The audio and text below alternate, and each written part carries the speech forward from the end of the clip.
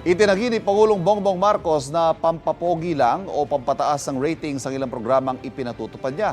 Kabilang dyan ang pagkapalawak sa mga benepisyo ng PhilHealth, pagtaas ng pensyon mula sa Social Security System at pagbaba ng presyo ng bigas. Narito ang aking unang balita. Pati na rin ang mga bayad na po ang bill ninyo. Kabilang sa mga pangakong pinalakpakan sa huling sona ng Pangulo ang anunsyong zero balance billing sa mga ospital ng Department of Health. Sa sona rin inanunsyo ang pinalawak na bentahan ng 20 pesos per kilong bigas at libu-libong dagdag classroom. How will this work? Kaya tanong ko sa Pangulo sa kanyang podcast, May pera pa po ba ang Pilipinas para tustusan lahat ito? Oo, meron. Basta't yung pera ng Pilipinas ay ginagamit sa tamang paraan.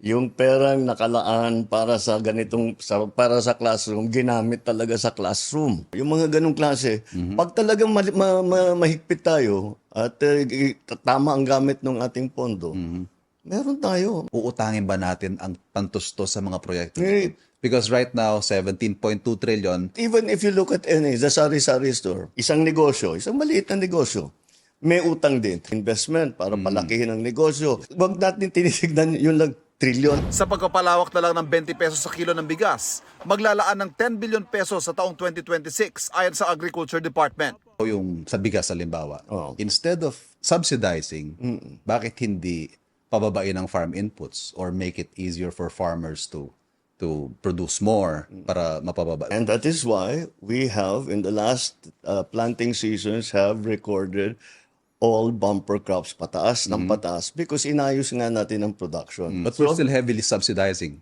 the 20 bigas. It should not be that heavily subsidized. In fact, Liliit po ang subsidy in the coming it years. should come habang yung production natin gumaganda. Bababa ng bababa yan. And as the subsidy becomes less and less, mas magiging malaki ang coverage ng 20 pesos. Kampante rin ng Pangulo na matutustusan ang dagdag pensyong inanunsyo ng SSS kahit pa walang dagdag sa kontribusyon. Mababawian niya ito sa pagdami ng mga manggagawa na magpapalaki sa koleksyon ng ahensya. Bago ang mga anunsyo, sunod-sunod ang mga proyektong personal na kinakamusta ng Pangulo na may direktang benepisyo sa tao, tulad ng diskwento sa mga tren, pamamahagi ng ayuda sa mga binagyo, at pagpapalawak na benepisyo ng PhilHealth. Itinanggi ng Pangulo na paraan ito para makabawi sa pagsadsad ng kanyang trust at approval ratings nitong Marso. We don't work according to surveys, not really.